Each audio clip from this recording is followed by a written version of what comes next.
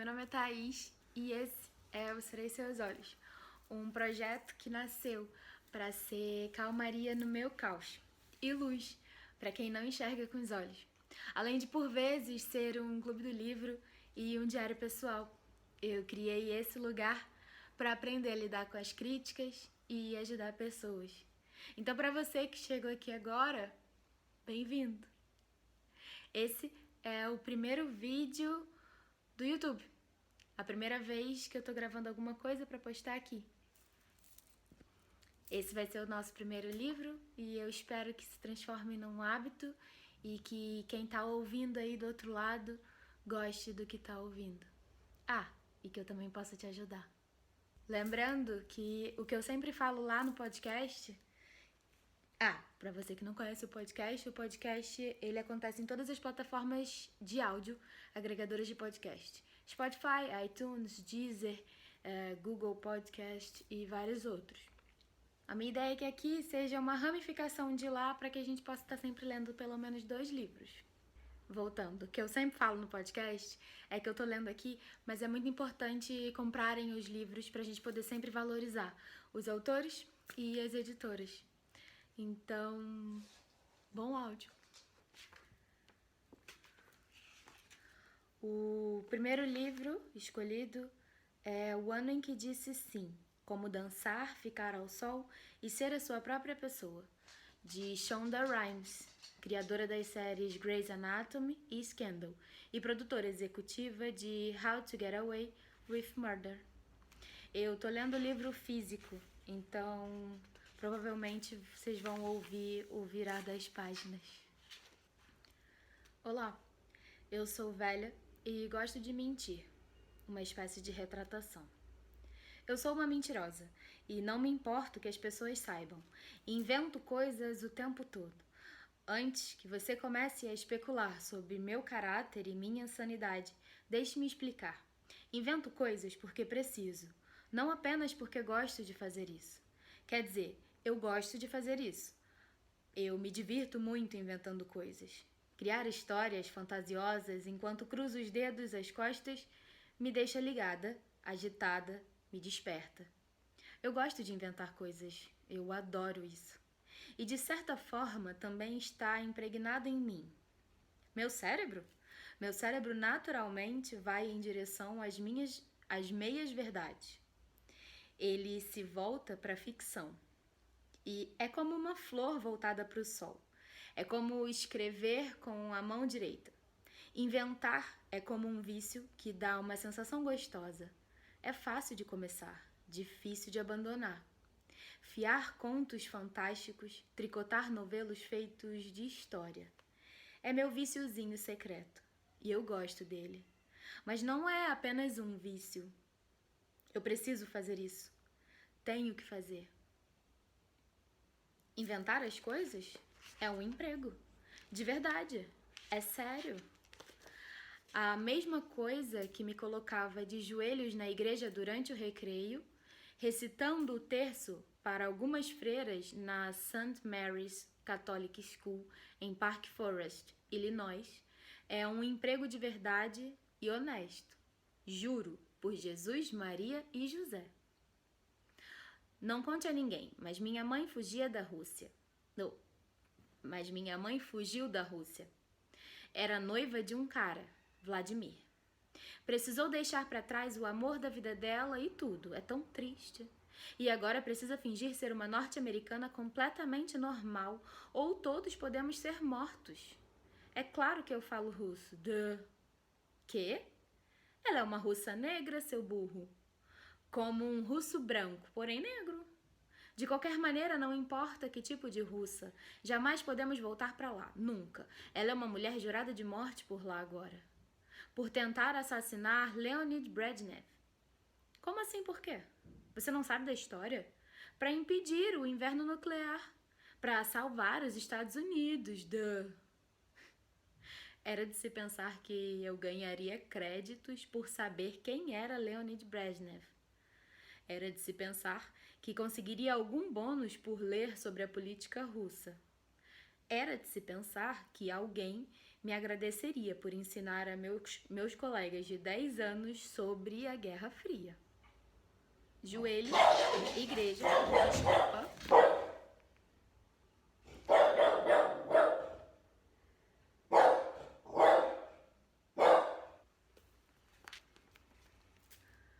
Joelhos, igreja, freiras, terço. Consigo recitar o terço dormindo.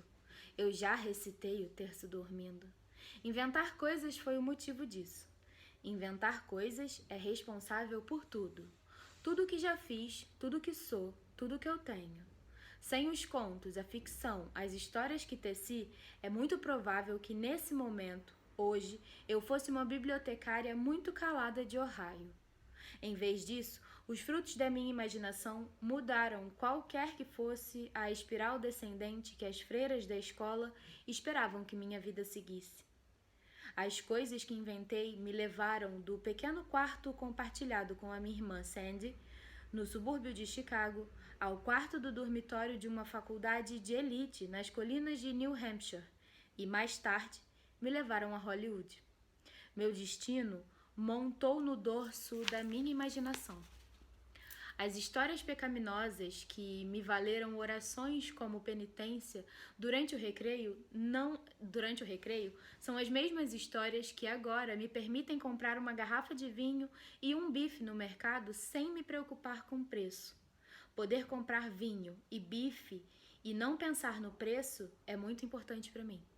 Isso era uma meta, porque quando eu era uma aluna pobre de pós-graduação na escola de cinema, geralmente eu não tinha dinheiro e muito frequentemente precisava escolher entre vinho e coisas como papel higiênico. Bife nem mesmo entrava na lista. Era vinho ou papel higiênico. Vinho ou papel higiênico. O papel higiênico nem sempre ganhava. Por acaso vi você me lançar um olhar? Isso foi... Você acabou de me julgar? Não, você não vai embarcar nesse livro para me julgar. Deixa o Boris se acalmar, peraí. Tá. Não, você não vai embarcar nesse livro para me julgar. Não é assim que vamos começar essa jornada. Vamos seguir devagar pela estrada. Estamos juntos neste livro, meu amigo. Então, deixe que aquela que nunca escolheu o vinho atire a primeira pedra. Caso contrário, às vezes o papel higiênico não vence disputa. Às vezes, uma mulher pobre precisa mais de vinho do que de papel higiênico. Então você precisa me dar um desconto se eu não me arrependo do meu amor pela magia de um pouco de mentira e invenção. Porque eu ganho a vida inventando coisas. Imaginar é meu trabalho agora. Escrevo roteiros para programas de televisão. Invento personagens. Crio universos inteiros em minha mente. Invento palavras nas conversas do dia a dia. Talvez você se refira à sua VJJ e conte à sua amiga que alguém do trabalho tomou um sermão no maior estilo Pope por causa dos meus programas. Eu dou à luz bebês, acabo com vidas, danço para esquecer, uso chapéu branco, opero, luto, exonero. Eu giro novelos, conto contos e sento em volta da lareira do acampamento. Eu me envolvo com a ficção. Ficção é meu trabalho. Ficção é isso, ficção é tudo. Ficção é meu pulsar. Sim, eu sou uma mentirosa. Mas agora eu sou uma mentirosa profissional. Grey's Anatomy foi meu primeiro trabalho de verdade na televisão. Ter um programa como meu primeiro trabalho de verdade na TV significava que eu não sabia nada sobre trabalhar na TV. Perguntei a todos os escritores de TV com quem esbarrei como era o emprego. Como era estar no comando da temporada de uma série em uma emissora de televisão. Recebi uma porção de bons conselhos e a maioria deles deixou claro que cada programa é uma experiência muito diferente, muito específica. Com uma exceção. Todos os escritores que conheci comparavam escrever para televisão a montar os trilhos para um trem que se aproxima com velocidade. A trama é o trilho. Você precisa continuar montando por causa do trem. O trem é a produção. Não importa o que aconteça, você continua escrevendo, continua montando os trilhos, porque o trem de uma produção está vindo em sua direção. Não... Ai, que delícia. Hoje ele tá bem agitado, assim, só porque eu resolvi gravar. Tem como, filho? Tem como, querido? Anjinho.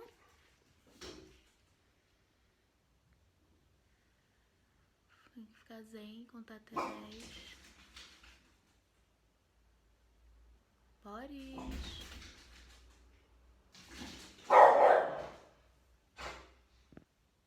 Crise controlada. Onde é que eu tava? Tá, vou começar de novo esse parágrafo. A trama é o trilho e você precisa continuar montando por causa do trem. O trem é a produção. Não importa o que aconteça, você continua escrevendo, continua montando os trilhos, porque o trem de uma produção está vindo na sua direção. Não importa o que aconteça. A cada 8 dias, a equipe precisa começar a preparar um novo episódio, encontrar locais, construir sets, desenhar figurinos, encontrar acessórios, planejar tomadas. E a cada 8 dias depois disso, a equipe precisa filmar um novo episódio. A cada 8 dias. 8 dias para preparar, 8 dias para filmar. 8 dias, 8 dias, 8 dias, 8 dias. Significa que a cada 8 dias, a equipe precisa de um roteiro novinho. E meu trabalho é fornecer um a elas. A cada 8 dias. Aquele trem da produção tá vindo. A cada 8 dias, é bom que a equipe naquele set tenha algo para filmar. Porque a pior coisa que se pode fazer é interromper ou descarrilhar a produção e custar ao estúdio centenas de milhares de dólares enquanto todos a aguardam. É assim que se passa de um escritor de TV para um escritor de TV fracassado. Por isso eu aprendi a montar os trilhos com rapidez, talentosamente, criativamente e rápido como um relâmpago. Adicione um pouco de ficção. Preencha aqueles vãos com alguma história. Pregue um pouco de imaginação naquelas bordas. Eu sempre sinto o calor do trem atrás das minhas coxas, em meus calcanhares, nos ombros, nos cotovelos, em minhas costas, conforme ele ameaça me atropelar. Mas não recuo e deixo o vento frio acertar o meu rosto conforme observo o trem passar acelerado. Eu jamais recuo. Não porque não possa, porque não quero. Recuar não é meu trabalho. E para mim, não há trabalho melhor na face da terra do que o meu.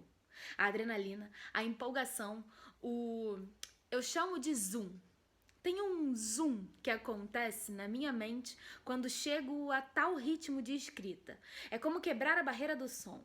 Quando montar os trilhos deixa de parecer que estou escalando uma montanha com as mãos e os joelhos e passa a parecer um voo sem esforço no ar. Tudo dentro de mim simplesmente muda. Eu quebro a barreira da escrita e a sensação de montar trilhos muda, se transforma, passa de esforço a exultação. Fiquei boa nisso, em inventar coisas. Eu poderia mentir nas Olimpíadas, mas tem outro problema. Eu sou velha. Não a velha do tipo que agita o punho e grita se você passar correndo pelo meu jardim. E não do tipo anciã, enrugada e respeitada. Não sou velha por fora. Quer dizer, por fora eu até tô bem. Eu pareço jovem. Não pareço velha. E provavelmente jamais vou parecer. Sério, eu nunca vou envelhecer. Não porque eu seja uma vampira ou algo assim. Nunca vou envelhecer porque eu sou filha da minha mãe. A minha mãe, ela é incrível. Na pior das hipóteses, em um dia ruim, ela parece uma jovem de 25 anos, um pouco preocupada por ter exagerado na balada na noite anterior. É sério. A mulher está quase com Bom, ela não vai gostar se eu contar. Então vamos colocar da seguinte forma. Minha mãe tem 6 filhos, 17 netos e 8 bisnetos. Quando eu a vejo, gosto de dizer que ela está com tudo no lugar. Principalmente porque isso a assusta. Também porque a faz rir. Em grande parte porque todos sabemos que é verdade, mas secretamente digo isso porque é como um alívio para mim. Sei que aquele rosto me aguarda. Sobre as mulheres da minha família, nós ganhamos na loteria da genética. Acha que eu tô brincando? Não, eu não tô. Quando envelhecer, eu vou entrar na fila junto com as mulheres da família da minha mãe e aproveitar os benefícios daquele bilhete vencedor. Porque não ganhamos apenas na loteria, ganhamos o prêmio máximo, meu bem. Todos os números. Minhas tias, minhas primas, minhas irmãs. Você deveria nos ver. Todas parecendo participantes de concurso de beleza infantil. Nós, mulheres, descendentes da minha avó Rosalie. Somos lindas demais. Nosso negro não enruga, de verdade.